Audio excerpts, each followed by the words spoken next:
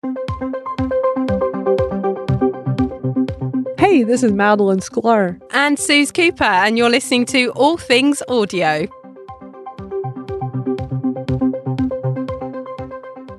Let's dive in because we got lots of Twitter Spaces news today. We have, and in fact, I was digging around trying to find some other stuff, and Twitter is definitely still the social audio app that is completely on fire with all these different things that it's bringing out, different leaks that we're hearing about things that they're doing with audio. It's definitely, the social audio space is really concentrated in Twitter at the moment, I think. But, not that long ago, we were concerned that there would not be much news in the coming months with Twitter Spaces when the whole Elon Musk thing started. Remember in the beginning? And they had all those personnel changes and people changing departments. And we got very concerned, like, okay, everyone, don't expect updates for a while. Like we were preparing ourselves for that. And it didn't really seem to last long because then all of a sudden it just went right back to business. And every week we always have new things to talk about with Twitter Spaces. That's right. There was certainly that reshuffle and we did hold our breath for about a week. But no, that never came, did it? I mean, the product... It was short-lived. Yeah, the product team just keep pushing out more and more features. And Twitter Spaces just seems to be going from strength to strength. I mean, anyone who's listened to the podcast or been in the space over the last few weeks will have heard Andrew from Spaces Dashboard with his stats updates. Those figures are astonishing, and they certainly don't spell the end or even the fading of Spaces, let alone social audio. So, still very much a climbing feature and product, I think, at the moment. And it's been kind of quite central, actually. Obviously, in the UK, we've had big news. On Thursday, we had the sad news that Her Majesty the Queen had died. Now, Spaces, actually, the reaction to this, obviously, around the world has been immense. Here in the UK, there's a very kind of somber mood. London is completely packed.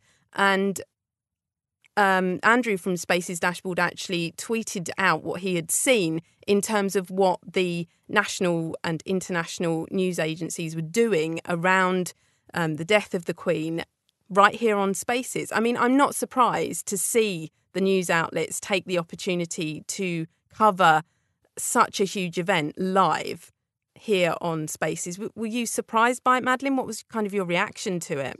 No, I wasn't, because we're seeing more news outlets, embracing Twitter Spaces. We're seeing more journalists utilizing it.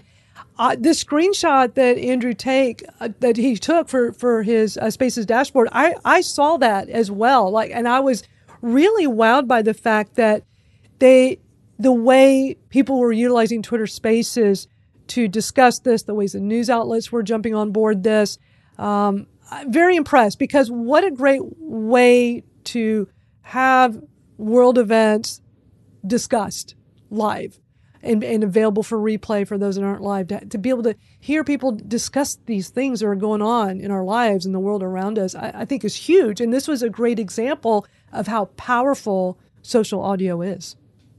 Yeah, so this basically shows that Sky News and Bloomberg Opinion were live on Spaces and were talking about the death of the Queen. And this was, I think, a screenshot from kind of the Explore page on Twitter. So kind of the main news page, there's a little bit of text there, but then these two Spaces live. I mean, I have to admit, I didn't see so many kind of grassroots spaces being spun up where people might have been talking about what was going on. It was very much from the key kind of, news agencies and kind of bigger departments and people that were talking about it, as opposed to just people talking about it amongst themselves, which again is very different. We've seen with political news, around the world, different votes have gone on, different things have happened, and people will then comment on it. But for this one, perhaps people didn't feel that it was quite appropriate to have their own conversations around it. And again, that's very interesting in terms of how people come to social audio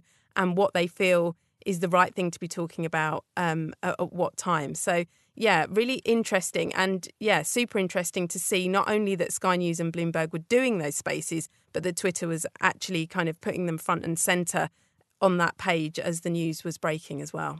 Yeah, because it was definitely front and center for me when I was in the new audio tab and I saw those.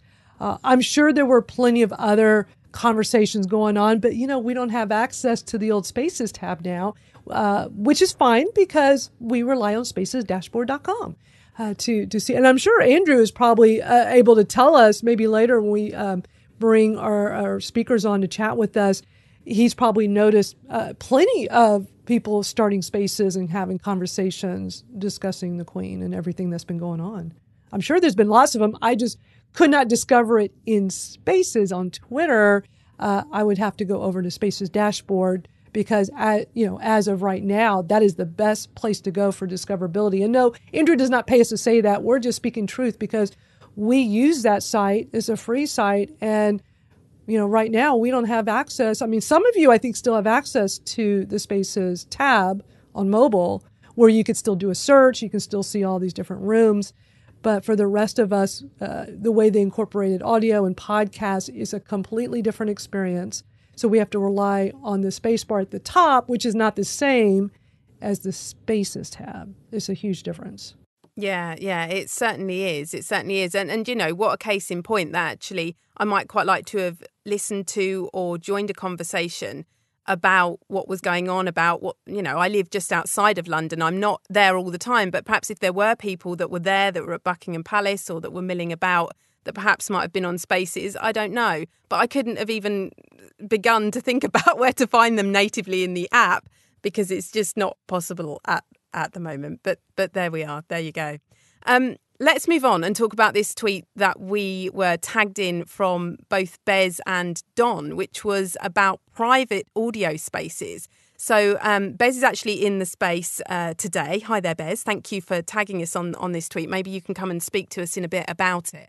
It says, last night I got invited to a private audio spaces on Twitter Spaces. I'd never seen this feature and I clicked on the link. It was a small group. It's for people that you invite. So, Madeline, I looked at the Social Media Today articles that's linked to this. It is quite an old one. It's actually from way back in March last year, where I think kind of Jane Wong being the reverse engineer, had kind of uncovered the fact that potentially private spaces might be coming to Twitter. It seems like potentially there's a small beta group that have got this then. How exciting. Very possible. Now, also, we both got tagged. Brent Manuel tagged us as well. And I really appreciate Don and Brent tagging us and bringing this to our attention. But yeah, when I saw this tweet from Bez, I'm thinking, oh, he saw one. He got invited. And I have not seen this in the wild. He was referencing an old article because, yes, we know that last year Twitter mentioned that this was something that they were looking into and maybe working on a bit. But just because Jane Wong uncovers, any of those reverse engineers that uncover, does not mean it's going to happen. It just means it's something that's being worked on behind the scenes, but hasn't gone to testing yet. I'm wondering now, we know Spaces has a huge list of things to do. Well, I can't even imagine what their to-do list looks like. Could you imagine how long it is of all, check, we just did you can schedule up to 10 spaces. We can mark that off. Check, what's next on the list. And maybe the private spaces is making its way up, and exciting to see that it seems to be getting tested, but I don't know anybody that's doing it, and I would love to see what it's like. So it's exciting news for sure. Yeah, it is. This seems like it's invite only. I wonder whether or not it's community invite only, or because we've kind of been talking about how it would be great for communities to be able to have private spaces, or is this just literally public space, but you're invite only, literally, but you can invite anybody, not just someone within a community. It's probably that. But again, one of these kind of really early things that's coming to our attention that, I'm sure we'll learn more about as the days and weeks go on. Yeah, and we do know they're working on it for communities. It's just been getting tested. It's not live yet for everybody.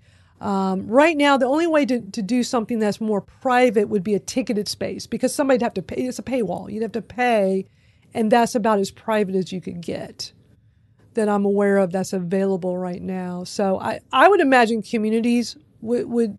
Oh, and also the super follows, they can do it. So if you're doing the super follows where people subscribe, kind of like a Patreon, they subscribe, pay a monthly fee, you do extra tweets in your feed just for them, you're able to do private spaces just for them. But that's as far as they've gone with, what's available. So I imagine communities next, and then just private for everyone. Where like maybe you and I, I could see us doing this, Suze. Like maybe half an hour, 15 minutes before we go live, maybe you and I hop on a quick space and just private, just you and I, just have a quick chat. I could see hosts and co-hosts and almost like a little mini green room.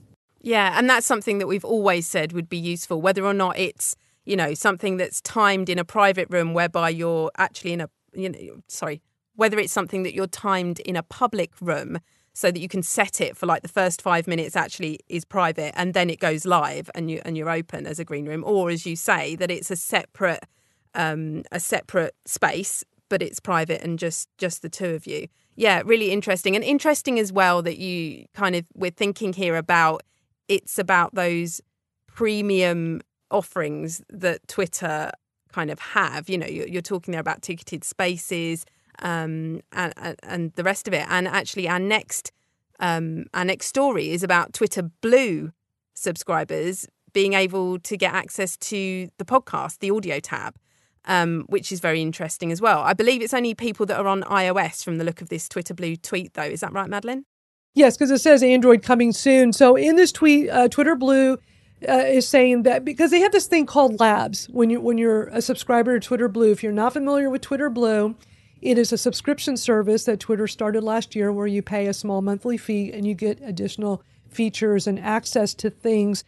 Unfortunately, right now, it's only been available in the U.S., Canada, Australia, and New Zealand. But I imagine later this year, they're going to open it up to more countries because we've been hearing that an edit button, like for real, an edit button is coming, but it's only going to be for Twitter Blue subscribers. And what Twitter's done is Twitter Blue has already gone up in price. For me here in the U.S., it's been $2.99 a month.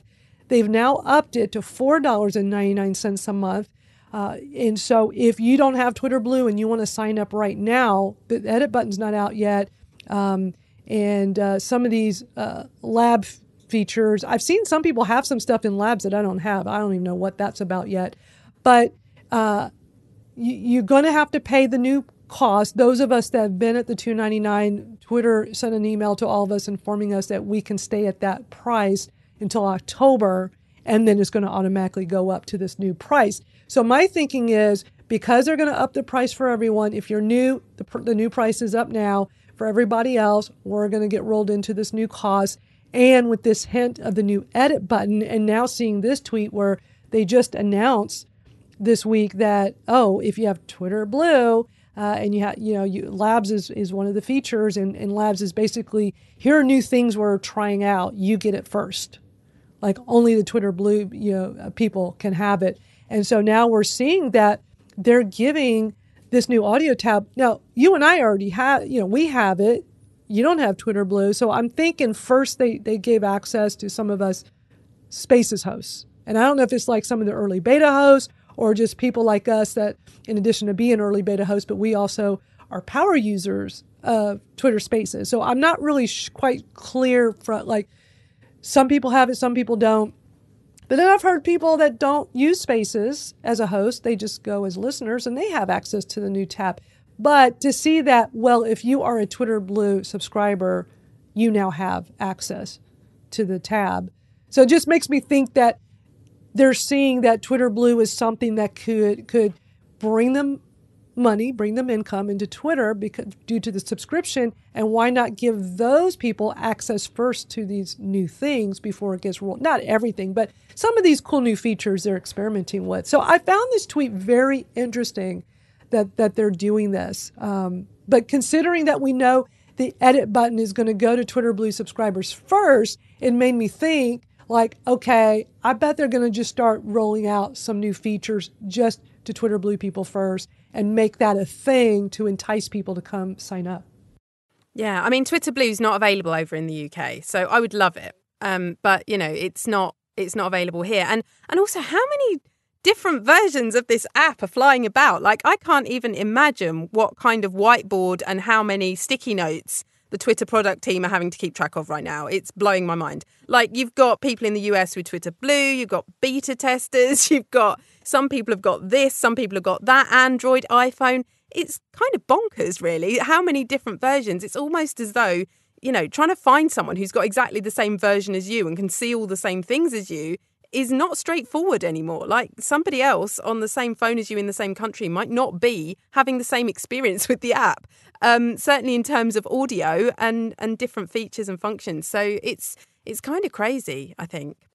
It is crazy. It's always been very random who gets access to features before it's fully rolled out when things are being tested. I mean, there's been plenty of times where I had something before you and you had something before me. It seems like it makes sense to just give it first to the subscribers, the people that are actually paying the company the money as a subscriber. So maybe that's what they're going to start doing. Maybe they're starting to kind of filter things that are being tested instead of like, let's just randomly pick groups. Let's just give it to the subscribers. And I'm sure they're going to start adding more countries because, you're like, hey, I would love to have access to these features. I'm willing to pay $4.99 a month. Or whatever the equivalent is, whatever the cost is in your country. For us as power users on Twitter, it's a pretty nominal fee. And I have to say, for me having Twitter Blue, I've had it since last year, hands down for me, the feature that is really the main reason why I am very happy to pay $2.99 a month is the ability for me to have folders for all my bookmarks. So, I mean, I have a bookmarks folder just for this. I have a book for, all things audio. I have one for my Twitter Smarter. I have one for Twitter audits and other different things. I want to keep tabs on my pinned tweets because sometimes I change them up or like threads I put together. I can just make a folder and not have to dig through all of my bookmark tweets. I can just easily go. So there's little features like that in Twitter Blue that can really make it worth the cost. So I think little things like, hey, let's just give access to this early access to this redesigned Twitter Spaces tab just to our subscribers. I think some people are going to look at that and go, I'm willing to pay the money because I'm going to get access to things first. Yeah, maybe. But then I think in another breath, and moving on to our next story, great segue, is the fact that the audio tab needs a lot of improvement. And actually, if you're paying money and getting the the audio tab as it is at the moment, I don't know if you'd stay paying money, to be honest, because it needs a lot of work. It does need a lot of work. I totally want to pay for it for the bookmarks. I definitely want the bookmarks. But I don't know, the frustration with the audio tab might actually make me go, do you know what? This is rubbish.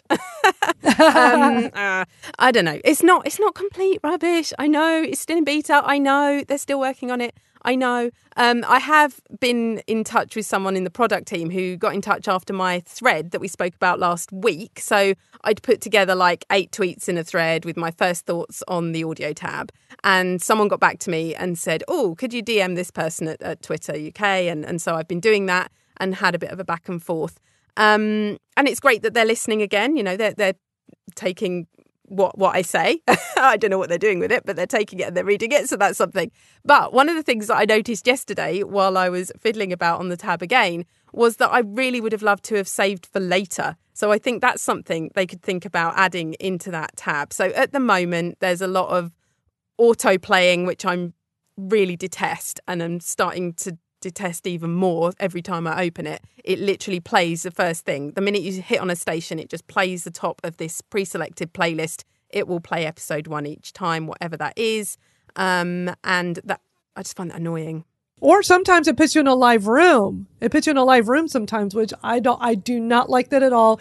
Let me tell you, because it does that for like when you're in this new tab and this is Spaces and you tap, you don't know tapping on it because you can hit the play button, which is going to put you in that first one at the bottom. But also, I've noticed I can just tap on any of those profile pictures. That'll take me right to that particular space. But you don't know if it's live or recorded. And if it's live, it's putting you right in. If it's recorded, it's putting you right in. I hate that. And so because of that, I don't even want to go in them anymore. I don't even try.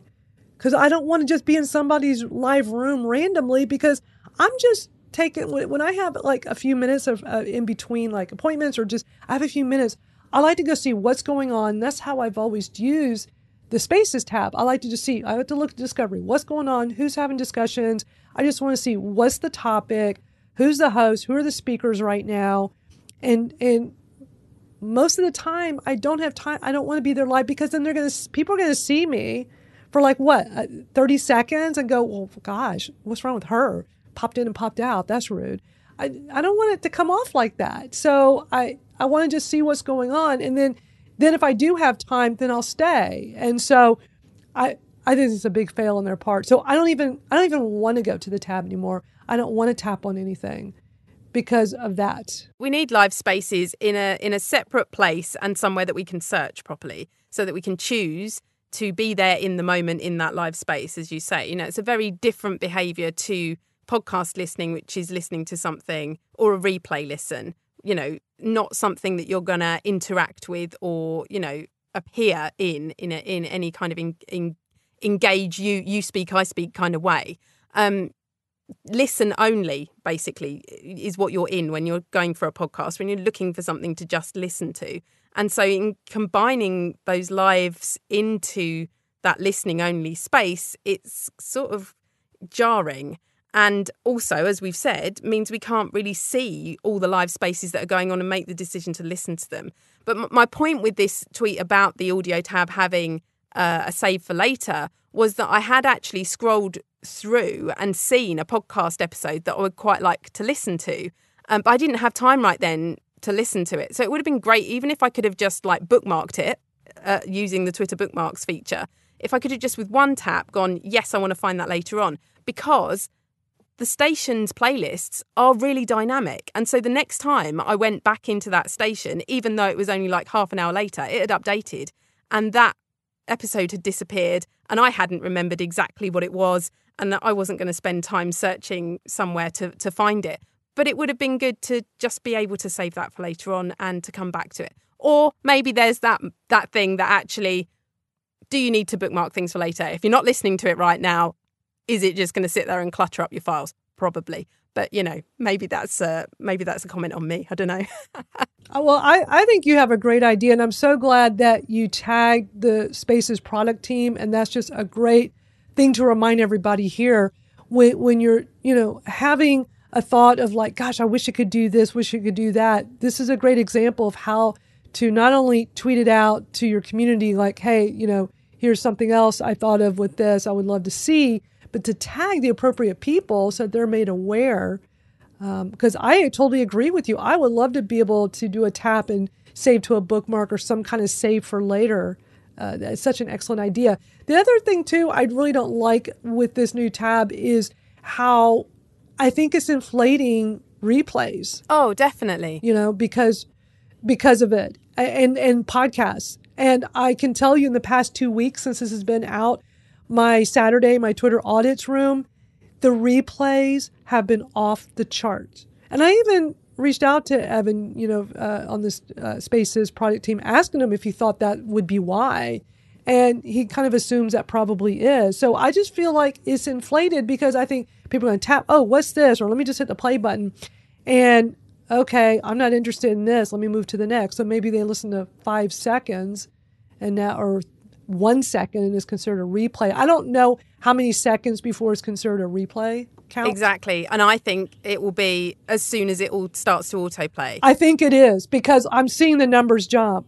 It will count in the same way that it will increase those listens of each episode of the podcast that they've decided to serve up to us that we haven't chosen to listen to, that autoplay into our ears the moment that we open the tab.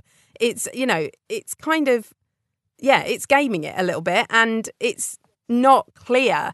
We can't tell as hosts if you're trying to build up an audience and either as, a podcast audience or even saying to potential sponsors, people that might want to support you, how many replays you're getting natively on Twitter, how many downloads you're getting per episode.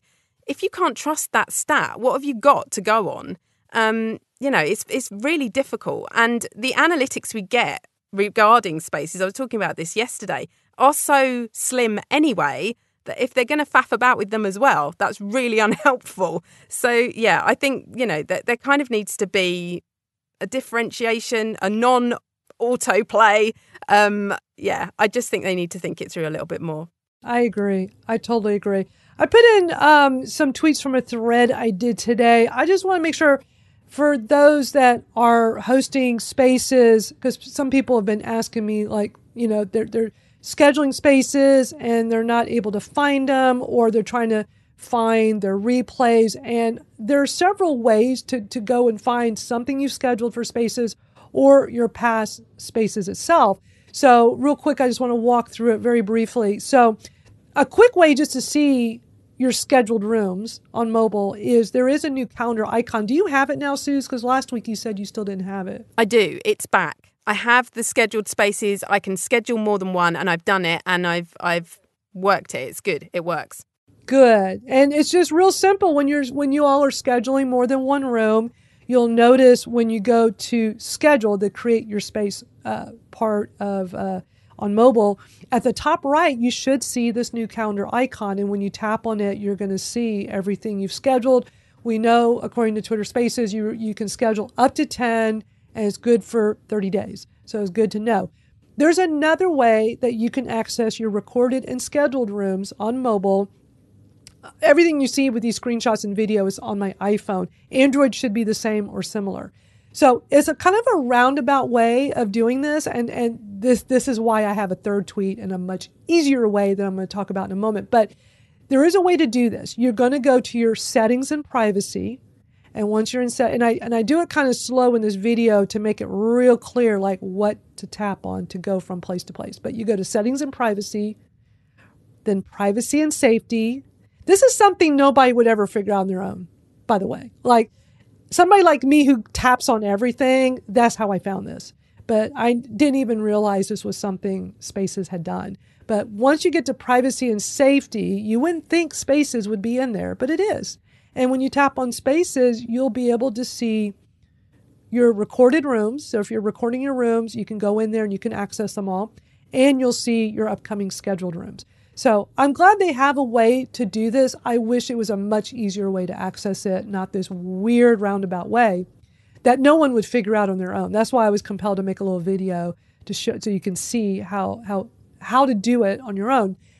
But my third tweet is, again, Spaces dashboard. Andrew Lyons is paying attention to the needs of what we would like to be able to find things, to access things, to discover things.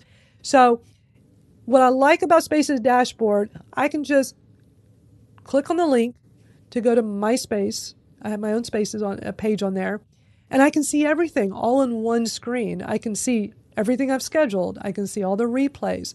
I can let people know, hey, go to this page of mine, and you can actually, from that page, go add it to your calendar. You can do, just like if you're on mobile and Twitter lets you add a scheduled room to your calendar, you can do it right from Spaces dashboard. I love that. So I just wanted to point out, make sure everybody's aware of the different ways you can go in and access. Stu, did you know about this, the weird way of going through your settings and privacy? No, of course I didn't. But great video. I mean, I'll find it now. Isn't that strange? It is very strange. Yeah. That's why I made the video, because I thought, you know what? This is something people will never figure out. I'm just going to make this super easy on everyone. Let me because once you see tap here, and it's 3 taps to get to it. But again, I'm like, well, wait a minute. Why should I do 3 taps when I can just go to Spaces dashboard?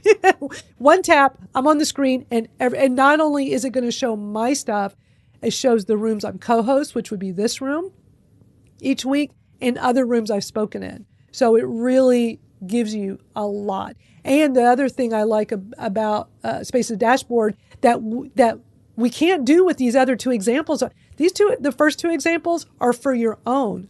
The public can't do that. I can't go see, tap to get to see all of your past and all of your upcoming. But with Spaces dashboard, I can. I can go to your page on there and go access that. So if I want to do that for you, Susan, see, well, what, I know you just hosted something. Was it yesterday or the day before? You were doing some kind of test, right? Or something this week? So yes, if you went over to my page, you'd have been able to see that I did indeed spin up a space yesterday with the awesome Ray, who I can see here live in the space. Hi there. We were actually I was holding spaces is what I've called it. #holding spaces. And I'm hoping that I can do some more of these. I basically hosted a space so that Ray could take co-host and could fiddle about with all the features and the functions. She was talking last week on All Things Audio about wanting to become perfect, about wanting to have a go at being a Spaces host and, to be able to do that with a bit of support and, being able to ask questions about, well, what's this and what happens if I do that, and to give it a go. And it was real good fun. I had a great time. It was an hour. We didn't record it, which I actually found super amazing because I am the sort of person that has to have a copy of everything. Like I capture everything that I possibly can. But no, this was all about Ray Ray and all about building her confidence. And I didn't want anything to put her off whatsoever. And she was awesome and amazing. We brought people up who'd requested the mic. We had a quick chat with different people that had dropped by. And I'd created some graphics in there just explaining what we were doing and explaining that this was a public space, but actually it was a mini training session. And people were more than welcome to sit and listen, and they did. But we weren't going to take mic requests until we got to that stage of what we were doing. And I think it was a good vibe. It was a good time. That was what I was doing yesterday. I'm hoping to be holding space for other people in future. So if that's something that you're interested in, then do DM me. The other thing is that I've put together this Spaces 101 guide. So this is something that people have been asking for here in All Things Audio and outside for quite some time. It's basically a free PDF download from my website that has got lots of screenshots. I'm hoping they're easy step by step that show you how to set up your Twitter space, add the title in there, how to schedule it, how to go live straight away, what your Spaces card is and what you can do with it, and how you can edit your title or delete your space if you need to. So kind of all those foundation guidelines, all those kind of things that you'll need to get started in the Spaces 101 guide. And as I say, it's on my website, which is bigtentmedia.co.uk/social audio. So there's the plug. But yeah, it was great fun and really great to be like building up new hosts. I think that's, that was what it was always about. I love it, Suze. It sounds so awesome. Congrats on doing that. I love the hashtag. I know you're such a giver. I think it's so wonderful you did that. We love Ray Ray. Super cool. And I love that you put together this guide. How awesome. I shared this tweet in the nest from Rachel Becker, and I've talked about this before here, but it's been a while since I mentioned it. And I love that she did this tweet saying, hot tip for Twitter Spaces host, save the tweets you want to share during your space beforehand in your bookmarks so you can easily share them once you're live. Such a great tip. I've talked about this many times here because, in the beginning with Spaces, once we had the nest, I was trying to figure out how can I easily put these tweets in the nest in real time as we're talking about whatever we're talking about. And the best system I came up with was utilizing bookmarks, even better with Twitter Blue, because instead of going through the whole bookmarks, I can just go through my one folder. And it's been a lifesaver. But I have to tell you, these days, since you and I are utilizing Twitter Moments because we put so much into the nest, and I started every week doing the Twitter Moments, actually these days I don't even do the bookmarks anymore. I do the bookmarks specifically when we're prepping and I see something and I don't want to forget that to put it into our Notion page when we're putting all of our tweets together. But these days, I'm creating the Twitter Moments, and when we're live here on mobile, I actually just have Moments up, and I'm just putting the tweets into the nest through that. But not everybody uses Moments, and it's a little bit more advanced. So I just want to remind our hosts that are here, utilize that bookmarks feature, because that's a simple, easy way to, set those tweets aside. So once you're live in your room, all you got to do is just bring up your bookmarks, and you can just tap them as you're talking like we do here. So just a great tip. And just wanted to share that with Rachel Becker. We actually have Clubhouse news. You got some new stuff to share with Clubhouse. Yeah, so Morgan has tweeted about the new Clubhouse icon. It's a really interesting story. Paryerna is the face of the new Clubhouse icon. I love the way that they are, they changed the way the app looks. They change the person that they feature on that app avatar, every month, I think, or it seems like it's every month anyway. But each time they've got the story behind those people and why they are appearing on the icon. And this is a super blog about Paryerna.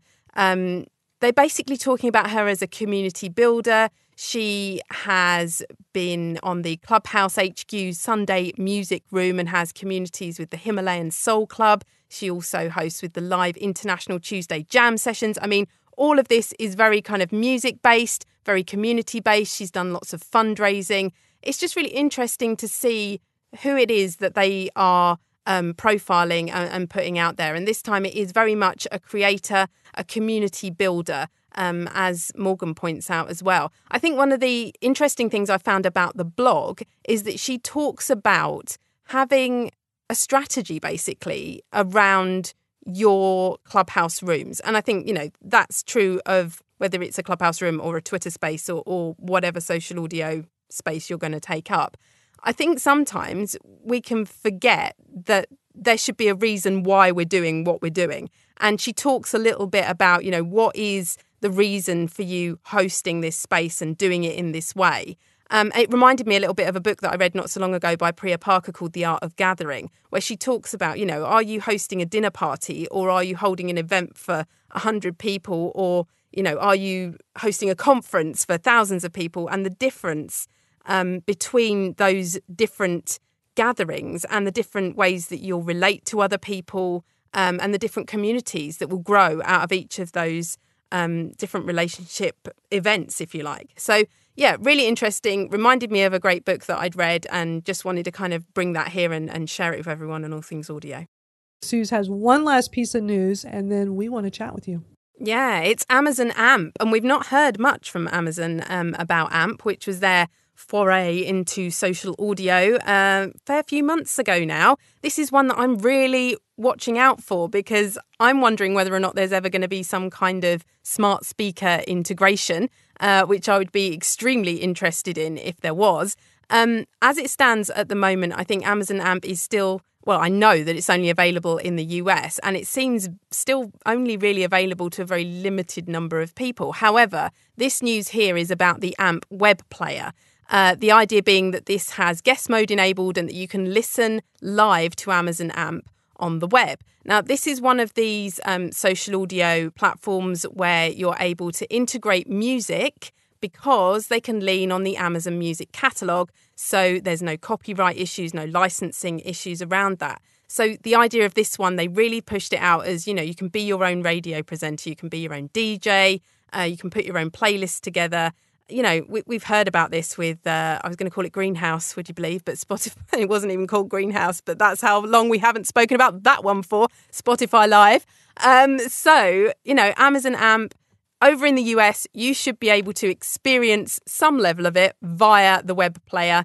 If you click on the link in the Nest, which takes you to the blog about it, which will also be in the show notes, I believe that takes you to the web player. I mean, it took me a little while. I was like scrolling about. I was like, well, where is the web player? And I was up and down and I tried to download the app. And then I realised that actually on where the web player should be on the page, it says record scratch. This show isn't available in your region. And I thought, no, well, obviously it isn't because actually the app isn't available in the UK. So I still can't hear it, but they are clearly trying to get more people involved. They it says taste test AMP on the new One Touch AMP web player designed to welcome more listeners to the AMP experience. I mean, I'd love to listen, but I'm obviously not important enough to them. So there we go. I've signed up for their newsletter. I will continue to bring more news of it, should I hear of it. But one thing's certain, I won't be actually hearing it for some time. There we go. Yeah, well, we'll see what happens with that. But yeah, thank you for sharing that. I mean, still, this is all about sharing social audio news and, trying to see what's going to happen with this Amazon AMP. I thought more would happen with them by now. Well, I think first up, we've got George here. Hey, George. Hey, how you doing? Doing great. Thank you for joining in. You're welcome. Forgive me for mentioning the obvious, but just wanted to mention in case you had overlooked it. If I heard you correctly, Amazon app is on a website, and if Suze wants to get it, all she has to do is come in through a VPN, and it'll look like it's coming from New York or wherever she, hooks it up to. George, that is the obvious, and I had completely overlooked it, and yes, I could do that. Yep, I will certainly be taking a look at that. I also have a question for Andrew if he's willing to come up and answer, or maybe I know you've been in touch with Andrew about it yourself, so maybe you can answer it. But the thing you touched on before, is it possible to get, or now or in the future, replays on Spaces? My personal opinion is that replays are going to be 10 times more important than live participation. But what do you mean when you say replays? Because when I'm on Spaces dashboard, there's a replay button, and all that does is open up the Twitter Space. The stats. Okay. I want to make sure I understood, because I thought you meant stats. Yeah. Okay. Yeah. And I would be curious to know too, because when you do see the numbers on Spaces dashboard, is the live numbers. My thinking is, and I'm not going to speak for Andrew, but my thought was they don't have access to that data. And that data is constantly updating because, George, after we hosted last Saturday's Twitter audits, what I typically do, just for everybody to know, since I have two other co-hosts, George and Paryerna, they can't see the stats. They can just see the total number, which will be your live listeners. And as you keep checking it, it will add the replays. That's what the public will always see. But as the host, not the co-host, only the host will see the actual stats, and it'll show me the breakdown between live and the replays. And it's been very interesting for the three of us as host of that Saturday room to watch these numbers the last few weeks, because as I mentioned earlier, the replays have been exponential. I mean, insane, like to the point that we just thought it had to be an error. We thought, first we thought it was us and got a little bit of a swelled head. Damn, just a statistical anomaly.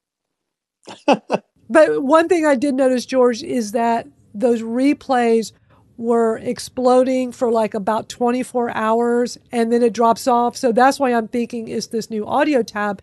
But I was under the impression this new audio tab doesn't have a whole lot of people on it. Like, I thought it was a very small group that's being tested. It must be a much wider rollout than we thought, because those numbers are so big. And if they're like, I have seen Susan's profile picture, because of this room, show up in my new audio tab the next day. And so I'm really thinking that they're pushing, rooms of people you follow or speakers you follow. Oh yeah, they definitely are pushing the people that I follow are definitely showing up. The algorithm is definitely working overtime on that whole presentation. Well, Andrew's here. Let's see what he has to say, because I'm really curious. Hey, Andrew. Hey, currently replay numbers are not in the API. It's something we have been speaking to the Twitter team for quite a while, because it will mean we'll be able to have leaderboards based on the replays, because suddenly a piece of evergreen content will pop up again, because suddenly it's got spiked, and we want to be able to capture all of that. So you're absolutely right. The topics you tag Spaces will become very important as well in regards to replays.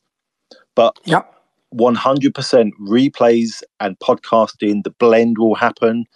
This will become very, very interesting. Great. Well, thank you for sharing. What I'd love to see also really quickly is if there's any way to get the graph, not just number of people, but how long they listened and when the drop-offs were, and stuff like that. That's really important. You don't even have to answer it. There's just a request. Take it into account. No, noted. It's one of the big requests we have. And Suze, just to keep the trend going on a stat I'm dropping each week. Just on this one's a little bit different. We are 14,756 hosts away from 1 million hosts on Twitter Spaces. That's insane. Whoa. So we are very, very close. I think next week we'll hit the millionth one. And I'm requesting requests to say, how should we celebrate the millionth host? Whoever that is, whether it be a brand or a person, we should all get together and just do something with them. I don't know what we should do, but have a think about that. I'd love to get some feedback from the community. Sounds like a Spaces party to me. It sure does. I love it. Great idea, Andrew. Thanks for sharing that number. That's an amazing number. Hey there, Ray. How are you? I'm doing great. Thank you so much, Suze, for yesterday. It was a great, great time. It was so much fun. I made a joke that I said, learning is like you have to learn so you won't turn into a stiff piece of furniture. That's what my joke was. But I don't know if it was funny, but I think it was really great, having fun, learning something new and getting outside of the norm, of like getting comfortable. Like, I think the right way to do life and do things is the more you feel uncomfortable with doing things, the more you should do it in order to be able to live life. That's how I feel. But I'm not everybody. But I just wanted to thank you so much. It was a great time. I remembered the pattern in my head because I'm dyslexic. So the memory is very important for me. So to take the steps in my head is more important than writing it down. But I wrote it down inside my head in a way. So I just have to practice until it locks in. But other than that, I'm fine. I thought it was great. I'm looking forward to doing another one. That's all I could tell you. I sent it to the co-host that's going to be working with me. I sent the PDF to him so that he would be able to join in and we could do it together.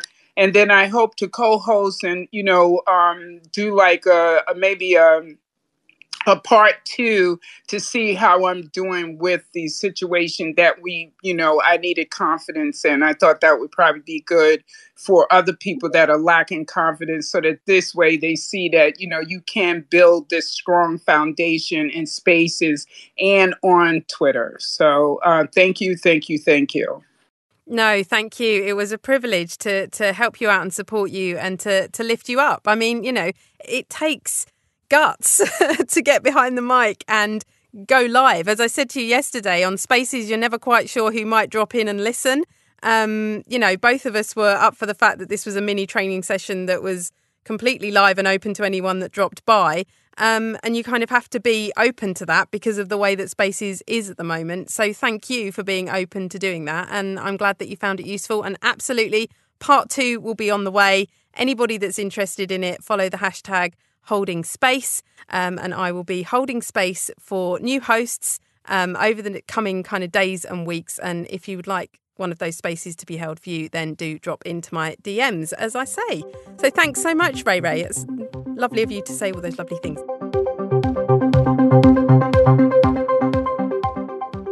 Thank you to all of our speakers who came on and shared so much great stuff. And we're available in all of your favorite podcast apps. We're out there, All Things Audio. You can also go to allthingsaudiopodcast.com as well. You certainly can. And you can catch us here on Twitter and use the hashtag AllThingsAudio, and we'll pick that up throughout the week. So that's it for this week. But thank you so much to everyone that's been here in the space with us and those of you listening. And we'll catch up with you next week. Bye, everybody.